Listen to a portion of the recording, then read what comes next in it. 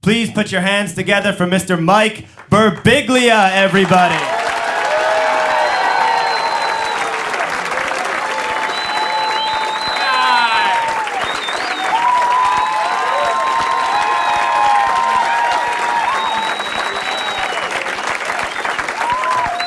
Oh, you didn't have to. How are ya? Nice to see ya. John got my last name right. It's Birbiglia. Everyone gets it wrong. When telemarketers call, they'll be like, "Good afternoon, may I speak with Mr.?" Oh, man. Birbigaboo. So I just have to spell it on the phone like it's B as in boy, I-R-B again, I-G-L-I-A. I wish my last name were just Boy. I'd be like, it's B as in boy, and then the rest of the word boy. I'm Italian. My family's not real Italian. We're like Olive Garden Italian. Sometimes people come up to me, they'll be like, in Italy it's pronounced Birbiglia. I'm like, in America, you're annoying.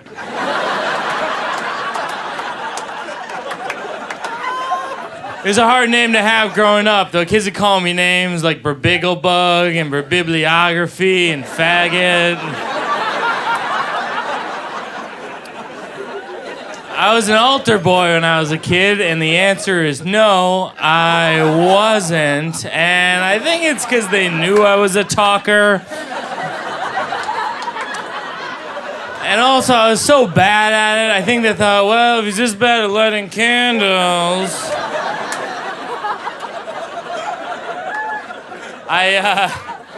very ambitious as a child. I wanted to be a comedian or a rapper or the owner of a pizza restaurant where third graders could hang out. Those are my goals. And it surprises people that I want to be a comedian because I'm just very awkward in my life. I have a habit of making awkward situations even more awkward. Like I was moving a new bed into my apartment recently, and this woman who lived in the building opened the front door for me with her key, and she goes, "I'm not worried because a rapist wouldn't have a bed like that."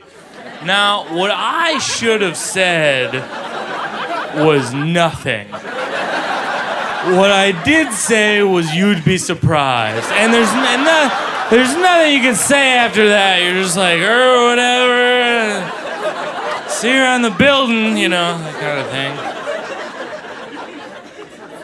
It's hard not to end up in awkward conversations because every topic is off limits. Like, you can't talk about movies anymore. Like, I was talking to this girl, and I was like, I hated that movie. And then she was like, that movie was the reason I stopped cutting myself. And then I had to pull it back. I'm like, it was pretty good. I liked the ending when she didn't cut herself. I thought that was redemptive.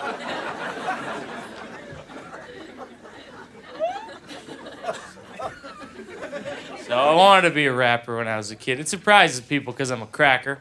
I'm a cracker-ass white bread honky. That's right. I like using the word cracker a little in my act because a lot of black comics use the N-word.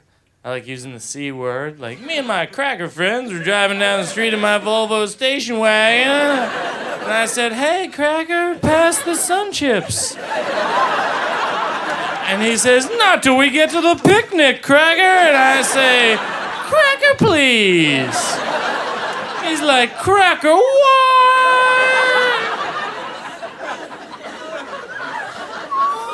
But I said that at a show, and this black guy comes up to me, he was like, "My cracker." And I was like, "Actually, you can't call me a cracker. Only we can call each other crackers. You can say cracker, but not cracker." He was like, "It's okay, I got white friends and they're cool with it." So I cooled down. I just like doing that voice, like, me and my cracker friends. That's like my white guy doing a black guy doing a white guy voice. Because a lot of black comics have the one white guy voice, like, "This is ridiculous." Like, we all talk like British detectives, and I don't know anyone who talks like that. I feel bad for the one guy on Earth who does talk like that, and he's watching those comics on TV, and he's like, "This is preposterous. That doesn't sound like me at all. Wait till I get my hands on that black fellow, but first I'm gonna dance."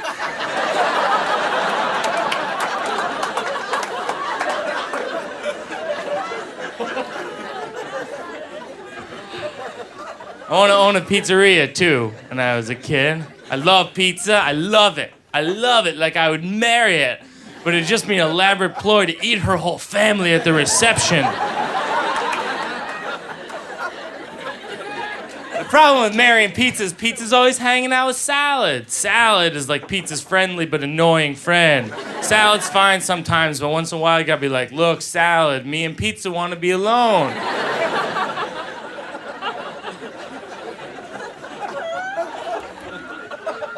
Pizza's a great metaphor for America. You know, it started in Italy, and then we brought it over here, and then we made it better than the original, and then we invaded Iraq under false pretenses, and it's got pepperoni and sausage, and I just love it, man. I just love pizza. It's like it's Italy, and it rules. It's totally, you guys.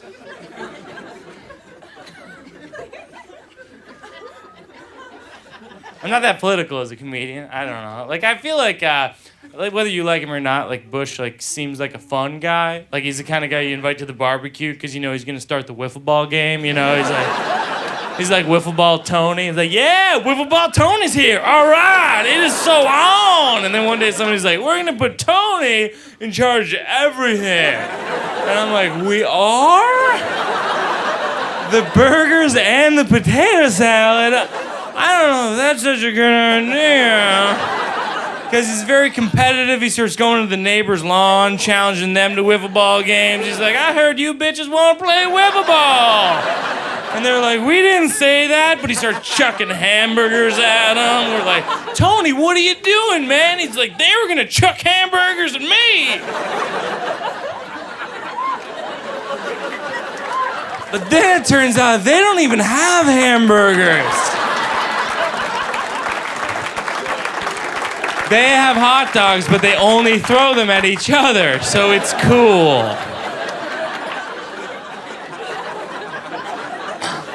But then people get upset. They're like, maybe we shouldn't have gone with wiffle ball Tony. Maybe we should have gone with bookworm Steve, but he's so boring.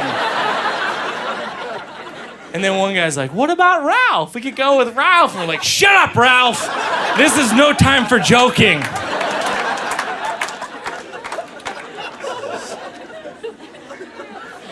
People get upset about Bush, though. They're very touchy. Like, I was here last time, and this woman came up to me, and she goes, you know, he could be here. And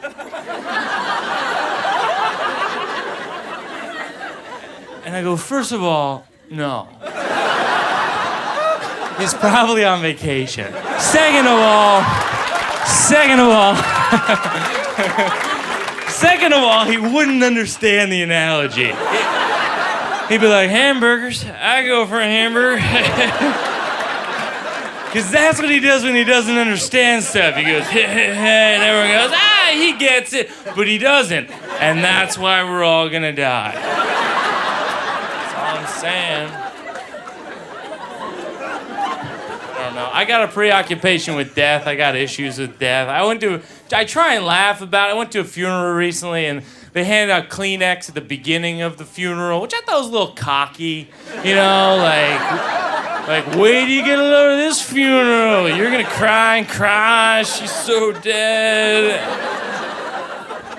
And I bought a sympathy card for the funeral. I find a sympathy card is kind of an underwhelming gesture in a way. It's like saying, I know you're going through the deepest loneliness of your entire life, so here's a picture of a daffodil. I hope that works out for you. That's why I want to make my own line of sympathy cards. Like on the cover, I'd put a picture of a duck-billed platypus playing checkers with a rhinoceros, and then in the background, there's like a hot dog with arms, like holding up a lemonade stand at gunpoint, and you open it up, and it's like the world is messed up, man.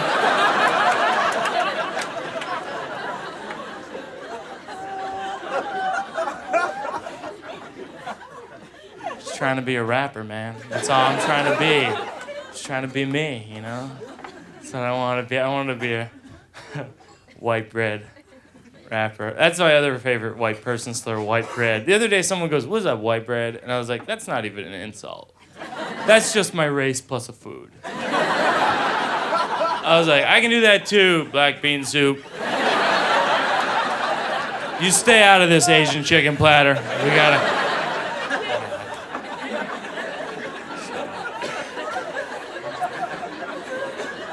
Rap has changed a lot since I was a kid. You know, I was younger. It was so innocent. It was just like ribbit or rap-tastic. You know, it's gotten so arbitrarily aggressive. Rappers now be like, it's 2005, mofo. And I'm like, you're mad about the date? You gotta pick your battles, man. I mean, you get mad about that, no one's gonna believe you when you're mad about real stuff. Like, you crashed into my car, mofo. Yeah, but you're mad that it's 2005. You're like the boy who cried, mofo.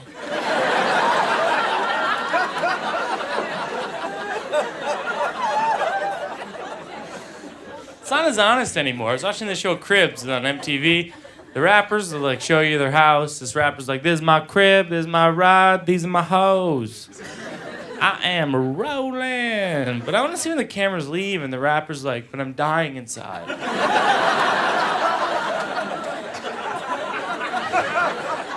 Sure, these hoes are fun, but at a certain point in a man's life, he wants love. I mean, sometimes I wake up in the middle of the night and my snakeskin comforter, and I wonder whether any of these people would still be my friends if I were still a backup dancer.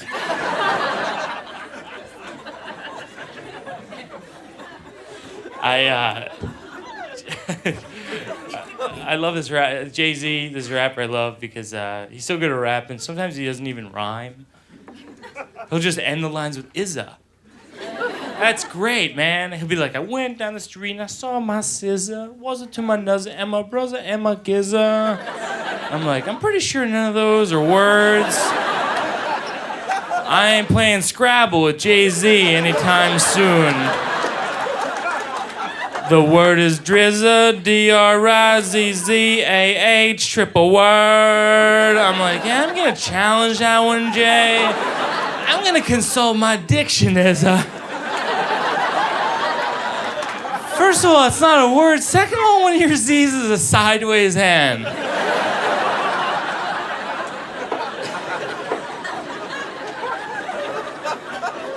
I like Busta Rhymes because he'll have a good rhyme. He'll just say his name afterwards. He'll be like, Cat in the Hat, and that was that, Busta Rhymes. I'd like to do that with jokes. Like, I like drinking coffee, but if I ever reach a point in my life where the best part of waking up is Folgers in my cup, I'm not sure I want to wake up.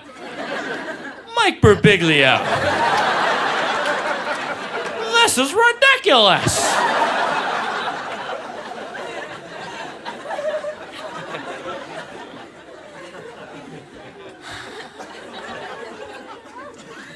I went to a dance club the other day, which was timely. My self-esteem had been hovering around normal, and I had been meaning to knock it down to -1,000. Everyone tries to get you to dance at the clubs, especially women. They're like, you gotta dance, you gotta dance. And then I dance, and they're like, not like that. It's such an odd assortment of people at the clubs. You know, there's like sketchy guys hitting on women. But then there's like these club kids, and they have like glow sticks and knee pads, and they're licking the walls, doing cartwheels. And then there's 5 guys like me in the corner looking at each other like, I don't even know how I got here. Do you have any extra knee pads?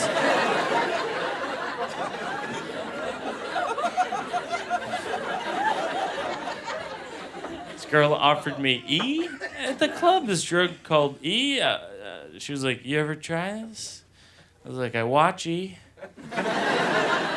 She's like, you gotta do E. It helps you feel the music. And I was like, I don't even like this music. I don't really want to take the next step, you know? I'm not against enhancing certain experiences. Like, if someone were like, you gotta try this drug, it helps you feel the pizza. I'd be like, hell yeah, I'll try your pizza drug.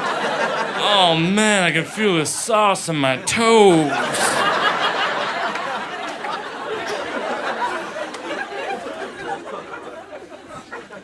This girl I was with was on E, and she goes, you gotta make sure I drink enough water, because I could die. I was like, I didn't even want to be the designated driver. Now I'm the paramedic all of a sudden, and then I started thinking, what happens if she does die? Like, that's an awful conversation with her parents. Like, sorry about your daughter.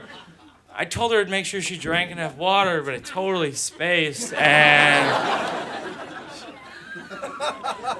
then I'm at the funeral, like, what do I say about her? I don't know anything about her. I'm like, she loved E!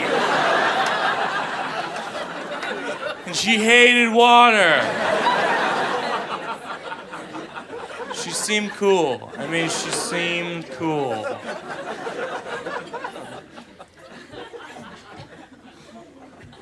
I love being back in D.C. I lived here for a while. I love it here, man. Oh, thanks a lot. That's real nice. I live in New York City right now. I got an apartment. It's a little bigger than my body. And my friend came over to give me advice. He's like, you got to get nice little hand soap for your bathroom. Women love that. And I was like, do they also love it when your shower's 1 foot from your toaster? Because I got that going on, too! I saw a mouse in my apartment the other day. I leaned over, I was like, where are you gonna sleep?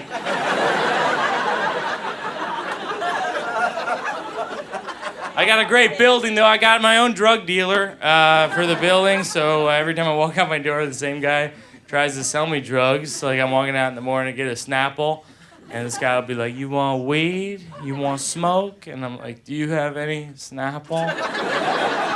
Because I think he should also sell Snapple. That way he hooks you in with the Snapple. And then he's like, you know it'd go great with that Snapple. Crack. It would be like Amazon.com. If you like Snapple, you might also enjoy balloons of heroin. And I'd be like, I never thought of it that way. But yeah.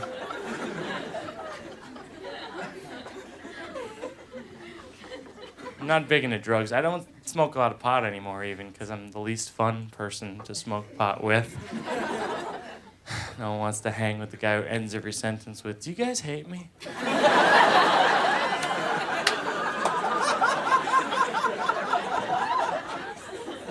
I'm not good at drinking either. My friends will drink anywhere. My friends actually drink at the laundromat, and then I tried it, and I thought I was in a submarine navigating the sea of dirty panties with my Spanish-speaking crew. I was like, Mrs. Sanchez, set the coordinates to permanent press. Rita, the engines are stalling. Get me some quarters and another drink.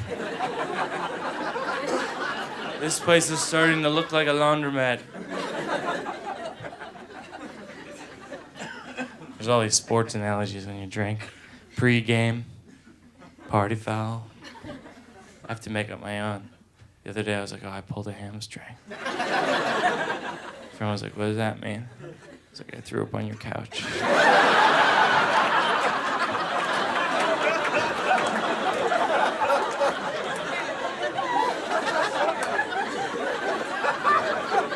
Then I did it again. I was like, 30 love.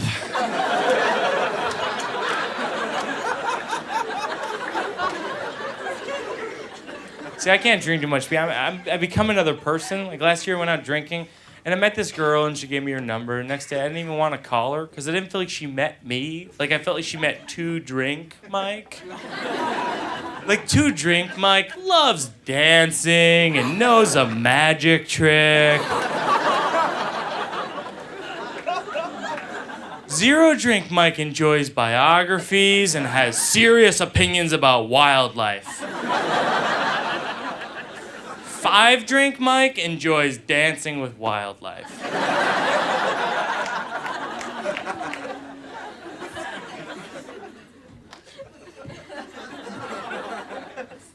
I am actually. I got this card in the subway this week that says lose 10 to 400 pounds. I'm pretty sure I don't want to lose the whole 400 because then I'd weigh negative 235, and that seems like a dangerous weight, you know? But I make deals with myself. I'm like, I can eat this cheeseburger, but then later I'm going to the gym. And instead of going to the gym, I eat a cake. I'm like, the deal is off.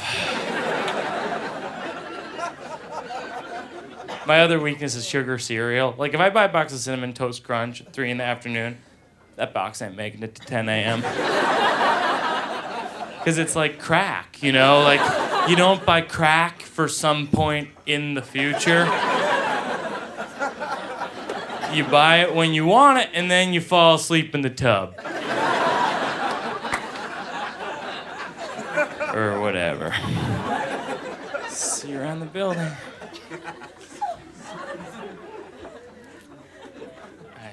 I know, and I don't have like a weight problem, but I am like the guy who could really put the brakes on an orgy. Like everyone would be like, was he invited? Why is he eating a cake? I've never been in an orgy, but I feel like it'd be like what happens when I try and play pickup basketball. Like, no one passes me the ball. Everyone asks me to keep my shirt on. I try and go to the gym. The idea is to impress women, but it seems counterproductive because there are women at the gym and they can see me bench pressing 65 pounds, and I don't think they're saying, check out the guy in the dress socks. I saw him do one chin up and then fall on the ground. That is hot!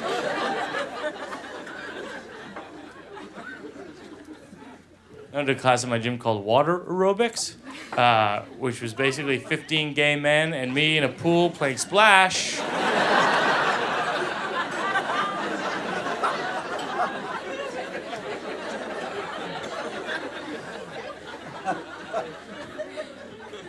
I wish I were better at drinking, because I love sex.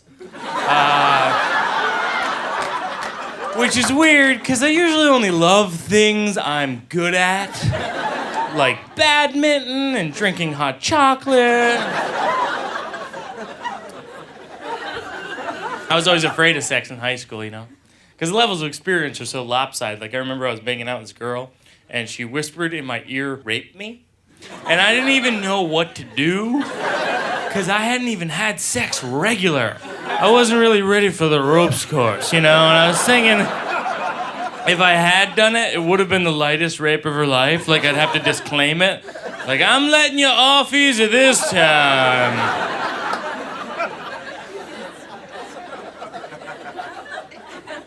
But sex is weird, you know? It's like tennis. Like, you need to find someone of your own ability.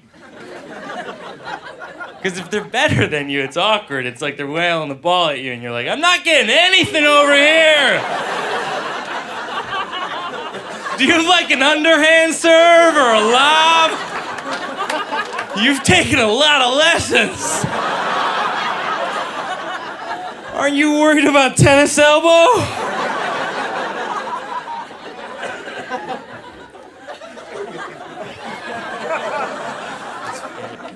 Some people are very confident about sex. They videotape themselves, which I've never understood. After I have sex, all I can think is at least no one saw it.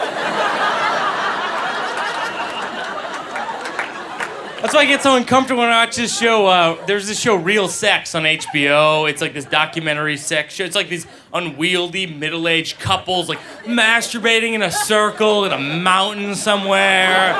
And I just know in 5 years from now, they're gonna come to their senses and be like, I wasn't masturbating on television, was I? Oh no! I didn't high-five penises with the instructor, did I? Oh dear God!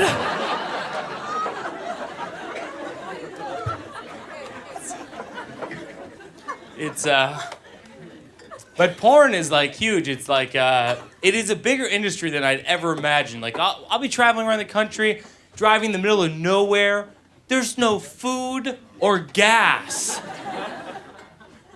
There's no food or gas, but there's billboards that are like, pull over, we got porn. And there's so many, there's actually billboards next to those that are anti-porn. I saw one, it said porn destroys lives. For a split second, I thought that was a specific type of porn. Like, I go in and be like, do you guys have that porn that destroys lives? It's kind of my thing, you know, it seemed interesting. They're having everybody has watched porn at this point. Even the panda bears are watching porn. At the zoo here, at the National Zoo, you know that they're having a hard time getting the pandas to mate because the male pandas like eating more than they like mating, which I can understand. If I were a panda and I had to have sex with another panda, I wouldn't be that excited either. I'd be like, oh great, she looks exactly like me. Can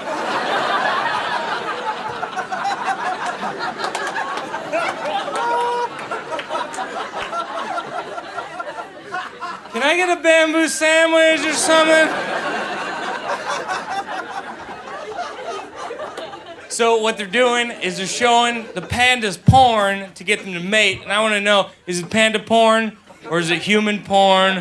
Or is it humans dressed like panda porn? Which is some kinky panda porn that I might be interested in if it destroys lives.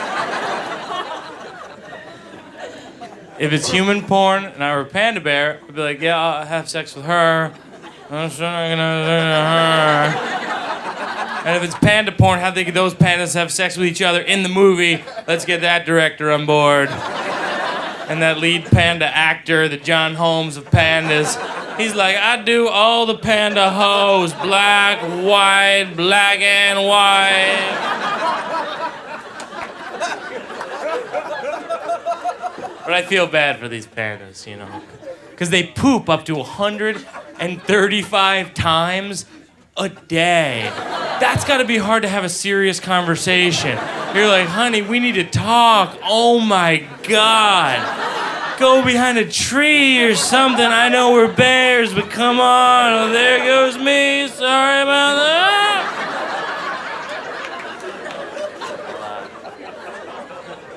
I love going to the zoo, you know? I love it, man.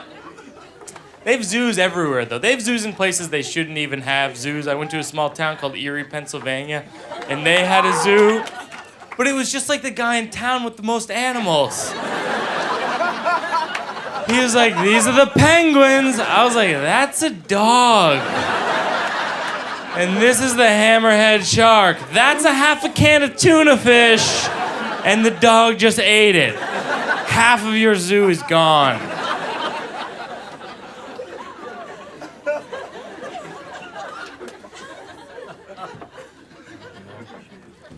I don't know. I'm single right now. I realized, oh, thanks. Actually, it's my girlfriend. Sorry, I apologize.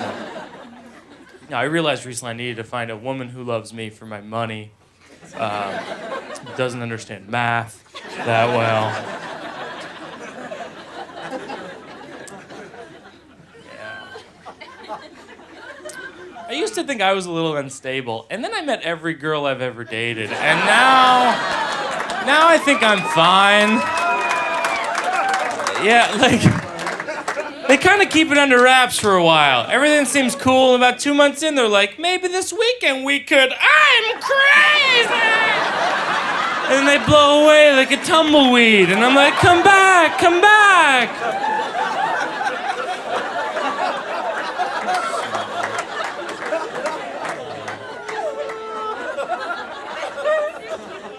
I lived with a girl for a while, you know. We worried about different things. One day I said, what do you fear most? She goes, I fear you'll meet someone else and you'll leave me, I'll be all alone. She said, what do you fear most? And I said, bears. She had these 2 cats, and I think the cats were gay, because they were always licking each other and spooning in the window and criticizing the way I dress. And I don't think it's a biological thing, like they're gay by birth. I think it's an environment thing, like they're prison gay, like they don't see any female cats ever. After a while, it's just like, look, Tony, we ain't getting any younger, buddy. This might be the catnip talking, but I like the way your belly matches your paws.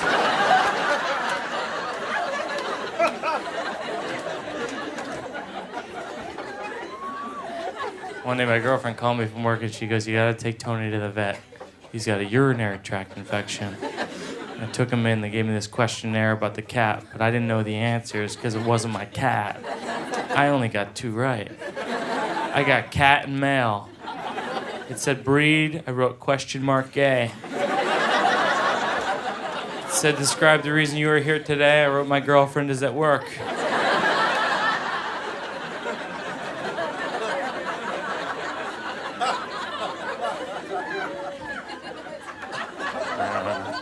She was a little bit older than me, though. She got to the age where she was thinking about having kids, which is exciting because we had to break up. It's just, I've decided I'm just not gonna have kids until I'm sure that nothing else good can happen in my life, you know?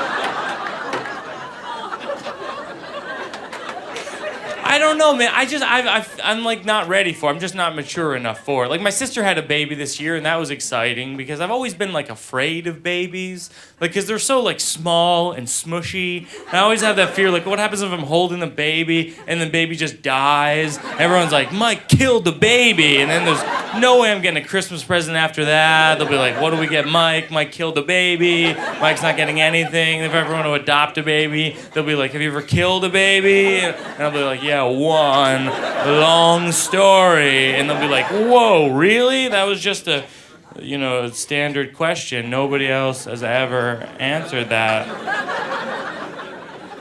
In the affirmative, we don't even know what to do now. And the paper just explodes. And it's just really... My friend Chris has got 3 kids. We went to the zoo one day. One of the kids sneezed in my mouth. That set back my having a child about 35 years. I didn't know. I was so mad about it too. And there's nothing you could do because it's a baby. It's just you can't like spit in her ear or like do anything back. You just go and walk away. So, cool. I don't know. I was dating a girl for a while, and she spent all my money. That's what's hard with relationships sometimes, is when the person spends all the money that you have. And what kills me isn't that, because I know how it works, like you spend money, going out and that kind of thing. But what kills me is that she would offer to pay when there's no way it could possibly happen. Like when we were at a restaurant and they were running my credit card through the machine, she'd be like, do you want me to pay? I'm like, yeah, we'll just void this transaction and go back and run your card through. And then you can just write me a check for the last 9 months. That way we'll get it all out of the way. But she felt bad about it because I talk about it on stage. And so last winter she took me on a trip to a bed and breakfast in Michigan. Now I know what you're thinking. How could she afford Michigan? Especially during the busy season. And so we show up at the airport. And the problem when someone takes you on a trip is like you can't control anything. Like we showed up and she bought the wrong ticket, so we had to wait around for 5 hours, which is really fun at the airport. There's like chairs, and so I was annoyed. And then she asked if I was annoyed, and I said the wrong answer. The right answer, I think, is no. I love the airport, with no sarcasm. The wrong answer is, no, I love the airport, with sarcasm. So then, she got mad at me for being mad, which is the greatest injustice in gender relations in the history of the world, which is man gets mad at woman, woman gets counter-mad at man.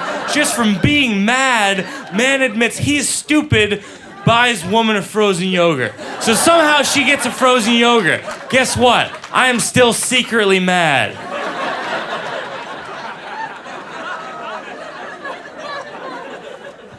So we show up at the bed and breakfast. Turns out it is a bed and breakfast and a Unitarian church. And so we're walking up the stairs and there are these framed depictions of the 7 deadly sins, and my girlfriend goes, there's no way I'm having sex here. Which was fine, because I'd already decided to murder her. And so the no sex thing would just be there to help me in court. I'd be like, Your Honor, then she said she wasn't gonna have sex with me. Judge would be like, whoa, these bitches think they can get away with anything.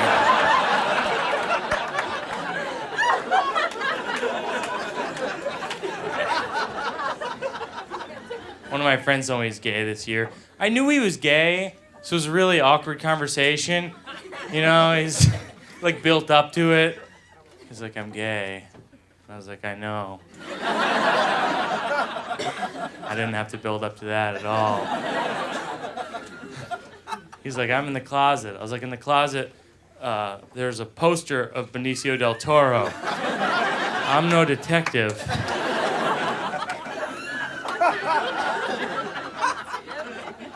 People get upset about gay people. Like, everyone gets upset about gay marriage, which is weird because everyone loves gay people when they write the song Karma Chameleon and star in the movie Top Gun. But then all of a sudden, they want health care. Everyone starts flipping out. You know what's going to happen? These people are flipping out. The karma's going to come back and get them because karma's a chameleon. It come and go. It come and go. Oh, whoa, whoa. And people... All right, that's absurd. And people... one of my friends is real conservative. He goes, Mike, where do you draw the line? What if someone wants to marry 3 women? Or a teenage girl, or a horse. And I said, first of all of these scenarios are hot in their own way.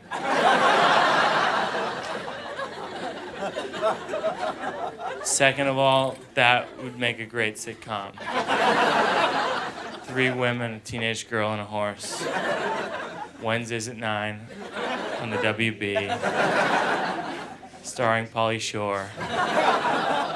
And introducing Steve the gay horse as Paul the gay horse.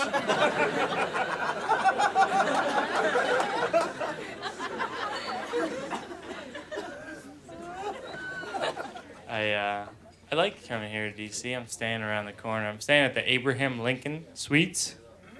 You know what that is? Anybody? Okay, it's this hotel, and they have Abraham Lincoln quotes on the keys, like a different Abraham Lincoln quote. And the one today, it said, whatever you are, be a good one. And I'm like, does he really get to take credit for that? Like this random general stuff. He'll be like, how are you, Abraham Lincoln? My dad's a great guy, Abraham Lincoln. Well, we already bought the tickets.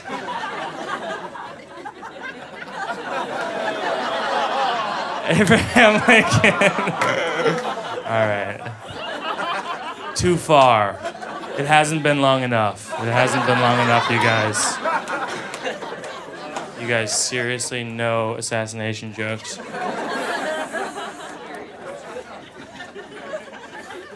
I like that response.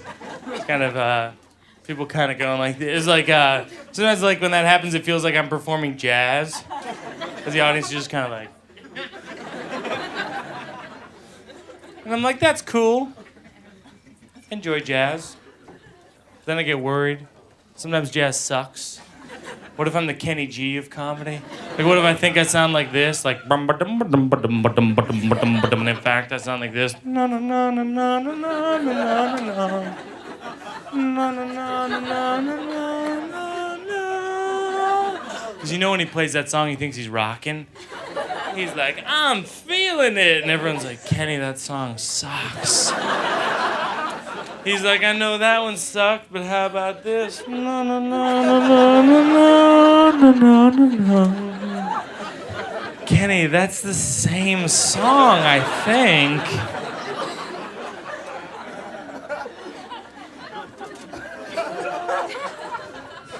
Staying at hotels is absurd, you know. It's like a lot of the bad hotels pretend to be good hotels. Like they'll have the soap be called like Purity. I'm like, until you get the ejaculate out of the curtains, we're going to go ahead and call this one Soap. And they combine toiletries. They'll have like shampoo / conditioner / toothpaste. And I'm like calling the front desk, like, can I get some more shampoo-paste?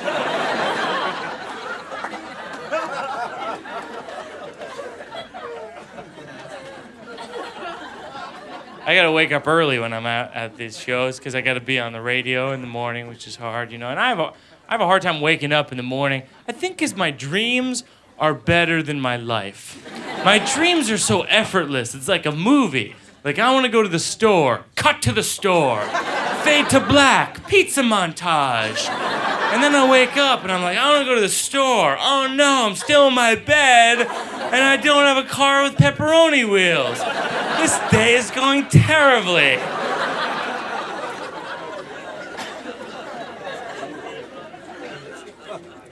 A lot of times I'll wake up in the morning and then I'll fall asleep again and then I'll have a dream that I'm waking up and getting stuff done. And then I wake up again and I'm furious. I'm like, I already did that. I'm not brushing my teeth again. Get that? Na na na na na na na na na. Traveling drives me crazy though, because I'm always flying around and it's like they try and dress it up with these slogans like "Thank you for choosing Delta." If it were $3 cheaper, I would have flown on a kite.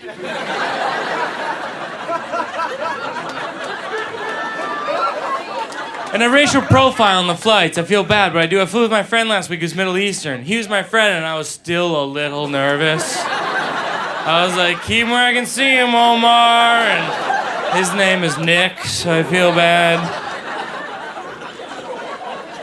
It's very unfair at the airport. They go easy on me because I'm ridiculously white. They're just like, keep it moving, white bread, you know. I feel like if I said I was a terrorist, they'd be like, keep it to yourself, cracker. Terrorists for who? Knights of Columbus? Keep it moving, man.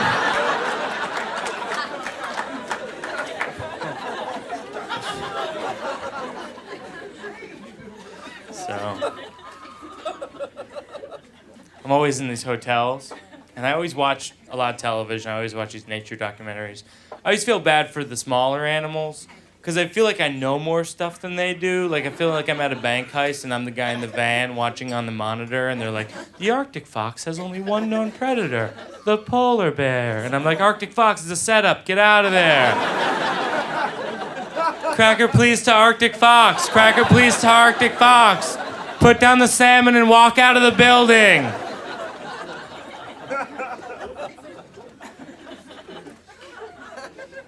This year I got to go to Alaska to see, I saw a lot of these animals that I would see my whole life, like on these shows, like, you know, puffins and brown bears and eagles and porpoises. And it was like seeing celebrities. It was really weird. I was like, I really enjoy your work. I liked your earlier work as a cub. It was great.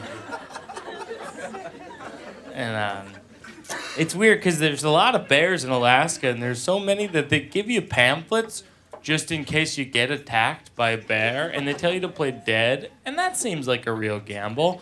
There's like a bear clawing you in the head, and you gotta be like, yeah, I think this plan's working out. Sure, I'm getting clawed in the head now, but I gotta be thinking long term. Just a few more minutes.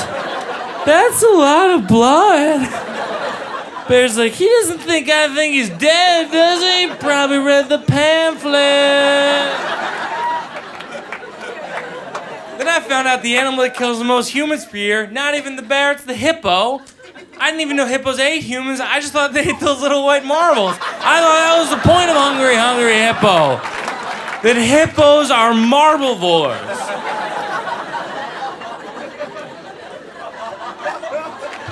And it's so scary, you know, when you're in these places, because with the different bears, you got to know the different strategies. With brown bears, you got to play dead, and black bears, you got to run down a hill, and polar bears, you got to hand them sunglasses and a Coke, and it's like so many, it's like school, you know, it's like bear school.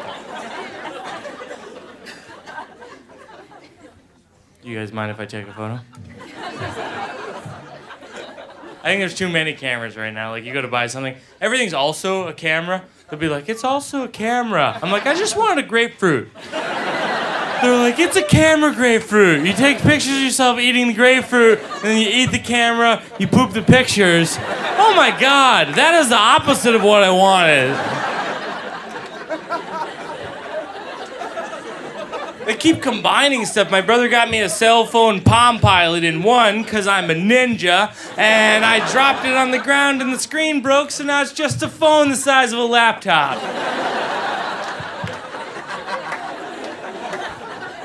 Technology's moving so fast, it's to the point you can make stuff up and people believe you. You can be like, have you seen the new Sony teleporter?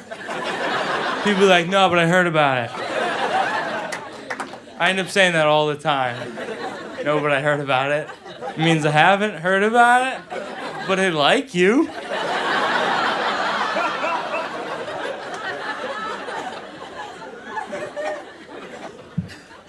My parents are like the only people I know who are worse than me with technology. Like, whenever I go home, they're helpless. Like, my dad always wants me to fix his computer, but I don't know anything about computers. I'm just under the age of 100, so he thinks I'm great.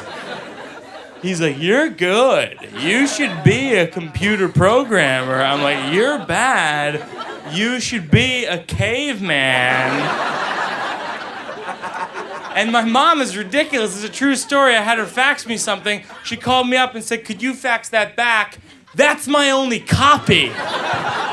That actually happened. I don't even know how she thought the machine worked. Like the paper goes through the air, or it's like the drive through the bank and it goes through that see-through tubing, and there's fax machine tubing all over the country, and if they see you have a dog, they put a bone in there.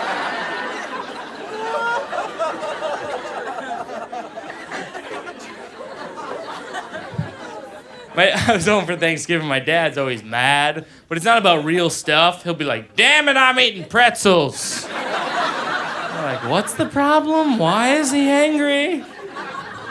I realized recently the reason he's angry is that old people are just angry. Old people are like, I used to be cool, now I'm shaped like a pumpkin. I'm going to play golf.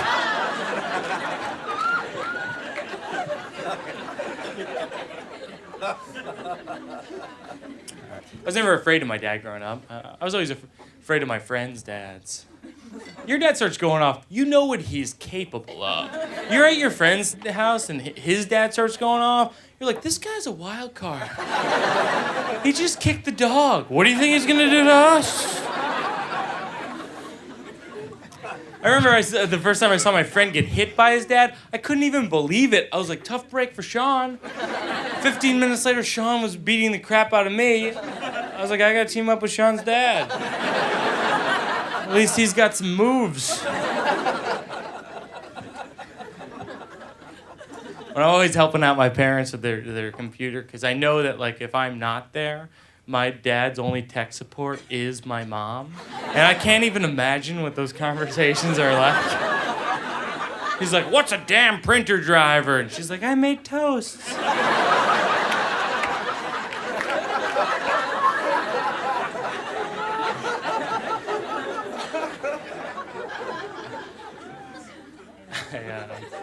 It's funny because I go home and my dad still kind of doesn't get that I'm a comedian. Like, he's always like, you know, this comedy thing might parlay nicely into advertising. You know, I'm like, no, this is kind of what I do. I was just never the class clown in school. Class clown is always the mean guy who walks in the room and is like, you're fat, you're gay, I'm out of here, you know.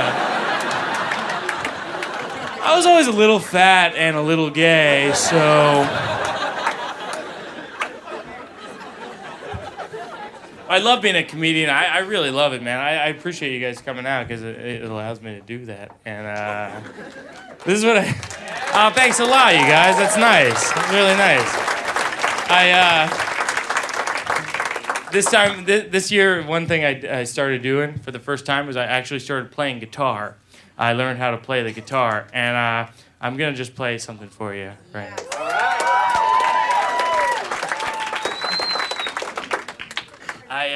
I'm a big fan of music, so like when I'm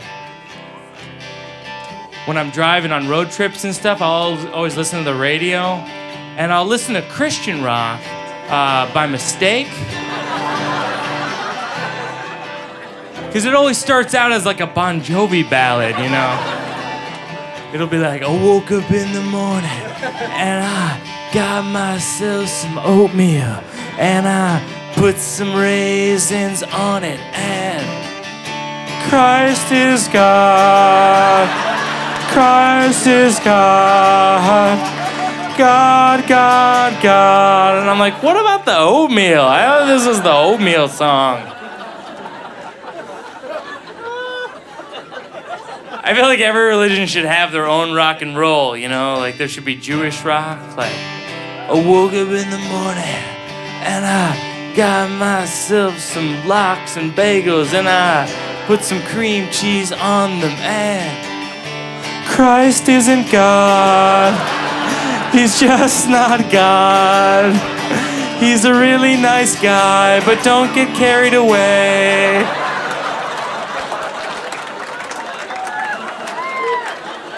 Or like atheist rock, like I woke up in the morning and I got myself a whole box of Cinnamon Toast Crunch, 'cause I just don't care anymore, and there is no God.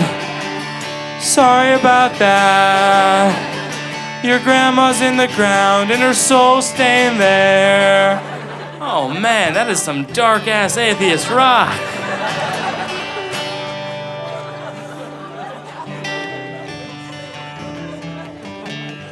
I wonder what DC would be. What would, I guess agnostic rock? Like I woke up in the morning and I got myself some organic wheat puffs and I put some soy milk on them and there might be a God. There's really no way to know. He might be a fish or he might be a spoon. Oh man, that's a great point, Mike. Thanks, Mike. All I wanted was a song about oatmeal.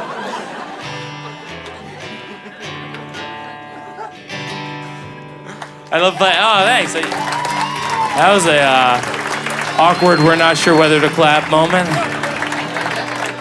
I'm not sure either.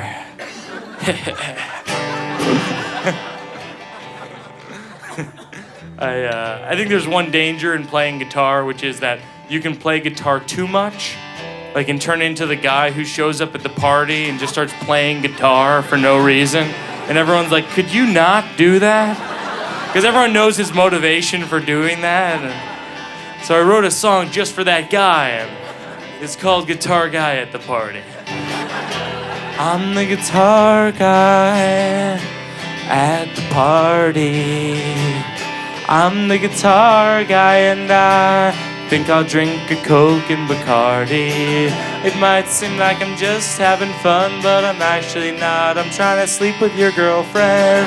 Listen to me as I play this song, 'cause I'm gonna play it regardless. I'm only playing 3 chords so I can make eye contact with different women in the room. I'm gonna try and sleep with your girlfriend, but I'm gonna make it sound like we have a really special bond and we should keep it secret.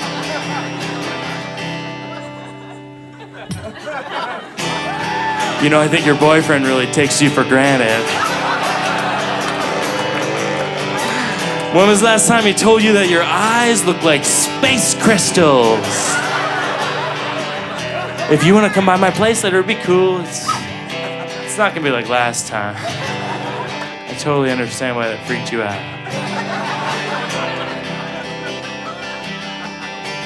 Maybe if I play free fall and then someone will give me a hand job.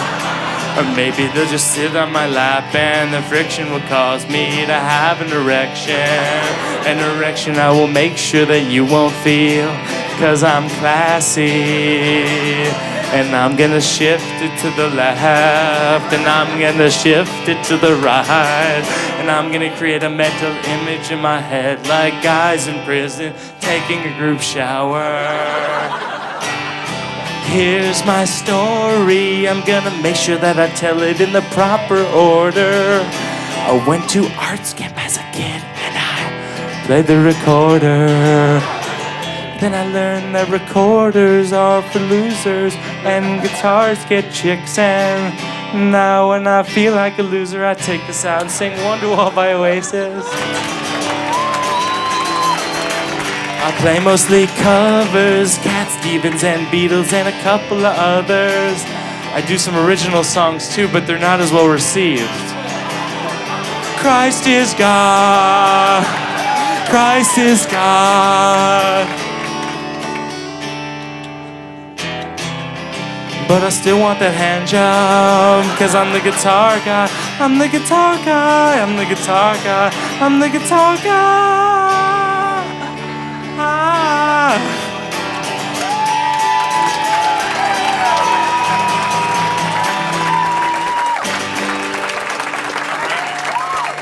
Thanks.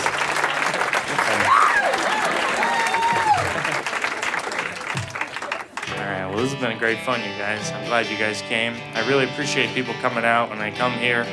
It's really nice when I do a show and people come on purpose. It's a really good feeling. I'll be out there if you want to come by and say hello. I'll be out there in the lobby, and I have a CD available, and I hope that one of you will buy it and the rest of you have a computer.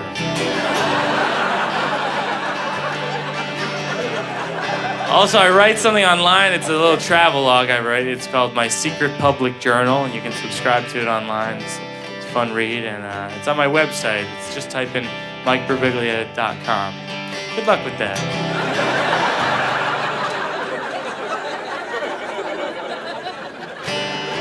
Thanks for coming to my show and listening to me talk about panda bears and brown bears and puffins.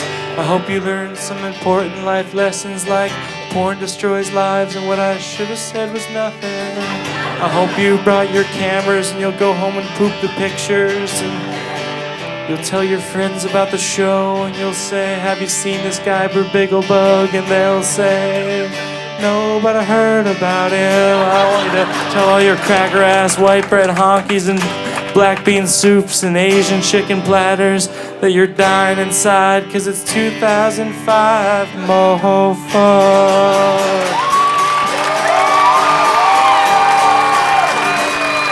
I think Abraham Lincoln said that. Thanks a lot, Washington, D.C. I really appreciate it. It's really nice of you.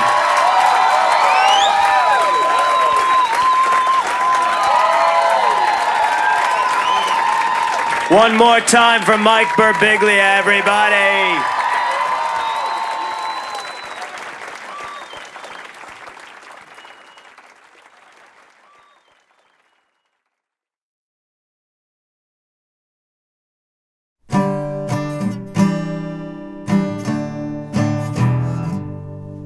This is a song I wrote about the guy who always shows up at the party you're at and starts playing guitar, because we all know his motivation for doing that. This song is called Guitar Guy at the Party. I'm the guitar guy at the party. I'm the guitar guy and I think I'll drink a Coke and Bacardi. It might seem like I'm just having fun, but I'm actually not. I'm trying to sleep with your girlfriend. Listen to me as I play this song, 'cause I'm gonna play it regardless. I'm only playing 3 chords so I can make eye contact with different women in the room. I'm gonna try and sleep with your girlfriend, but I'm gonna make it sound like we have a really special bond and we should keep it secret. You know, I think your boyfriend really takes you for granted. When was the last time he told you that your eyes look like space crystals?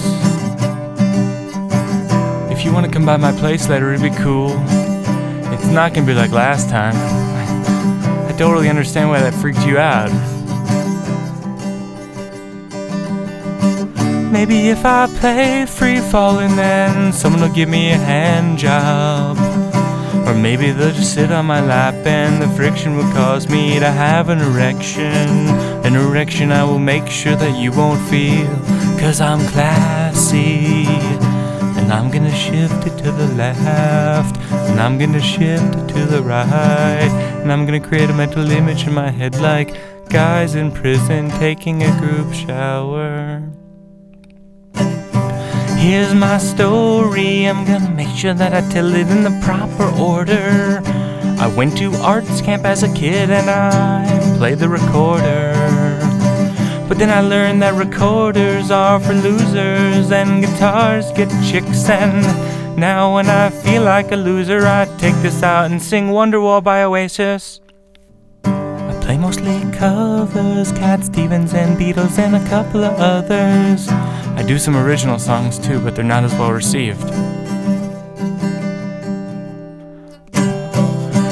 But I still want that hand job, because I'm the guitar guy, I'm the guitar guy, I'm the guitar guy, I'm the guitar guy.